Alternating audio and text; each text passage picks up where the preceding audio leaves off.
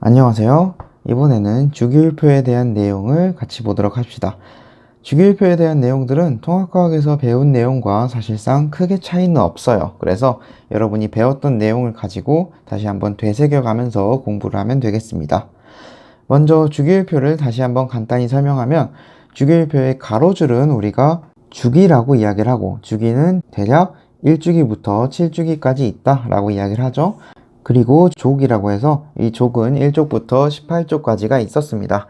그래서 이제 추가적으로 이야기하면 전자 껍질 수와 주기, 즉 주양자수의 번호는 같고요. 그리고 최외곽 전자수는 족의 1의 자릿수와 같다라고 알고 있으면 되겠죠. 기본적으로 1번부터 20번까지의 원소들은 필수적으로 암기를 해줘야 되고요. 혹시나 헷갈릴 수 있으니까 3족부터 12족은 없다라고 생각하면 됩니다. 1족, 2족, 13족, 14족 이런 식으로 중간에 들어있는 3족부터 12족은 아예 없는 원소라고 생각하고 여러분이 공부를 하세요. 그래서 주기율표의 성질 중에서는 특히나 같은 족을 중심으로 봐야겠죠. 같은 족 원소들은 성질이 비슷한데 그 이유는 원자과 전자수 또는 그냥 최외곽 전자수가 같기 때문에 비슷한 성질을 나타낸다 라고 우리가 알고 있는 그대로 공부를 하면 되고, 원자과 전자수에 따른 이온 전하의 규칙성인데, 우리가 이온은 이제는 원자가 전하를 가지게 되면 모두 다 이온이라고 했죠. 그래서 이때 이온 전하 규칙성을 볼 때는 가장 안정한 이온의 이온 전하의 규칙성을 보면 됩니다. 그래서 보통은 일반적으로 한 개씩 이온 전하, 가장 안정할 때 이온 전하를 가지고요. 14족의 경우만 플러스 4 또는 마이너스 4 두 방향 다 가능하다라고만 생각을 해두면 되겠습니다. 그러면 이제 각 원소들을 분류하는 특정한 족들을 같이 보도록 할게요. 먼저 알고 있는 1족, 알칼리 금속을 봅시다. 알칼리 금속은 금속이기 때문에 광택이 있고 절단이 가능할 정도로 무르고요. 그 다음에 반응성이 상당히 높습니다. 반응성이 높다는 건 양이온이 잘 된다는 뜻이죠. 양이온화가 잘 되고, 다르게 표현하면 금속성이 높다라고 표현할 수 있습니다.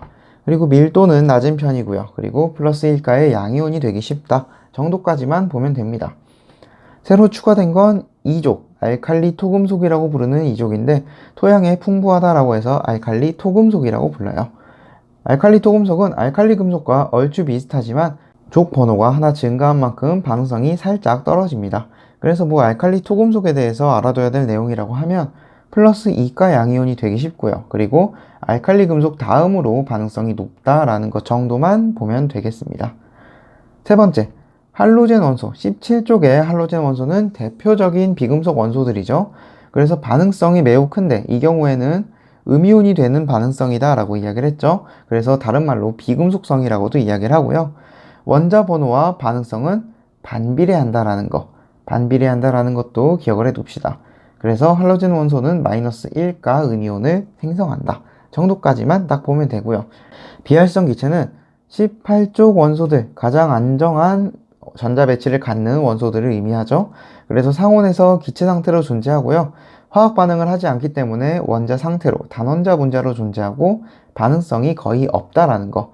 그리고 이 비활성 기체의 전자 배치를 기본적으로 옥텟 규칙을 만족한 상태다라고 이야기한다라는 것까지만 알아두도록 합시다. 그리고 여기서 또 독특한 원소들, 준금속이라고 부르는 원소들인데 이 원소들은 특징이 너무나 심화돼서 알려면 지금 교육과정을 많이 벗어나기 때문에 도체와 부도체의 중간적인 성질을 가진다. 즉 조건에 따라서 전류를 흐르게 할 수도 있고 흐르지 않게 만들 수도 있다 정도까지만 알아두세요. 그리고 한 가지 더, 준금속은 금속이냐 아니냐에 대해서 금속에 준하는 성질을 가져서 준금속이라고 이름이 붙였지만 만약에 금속이었다면 그냥 금속이라고 불렀겠죠.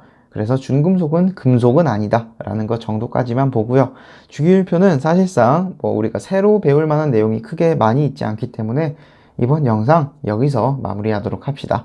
다음 영상에서 나오는 이제 원소의 주기적 성질은 여러분이 조금 더 집중해서 공부를 해뒀으면 좋겠습니다. 그럼 이번 영상 여기서 마무리하고요. 다들 수고했습니다.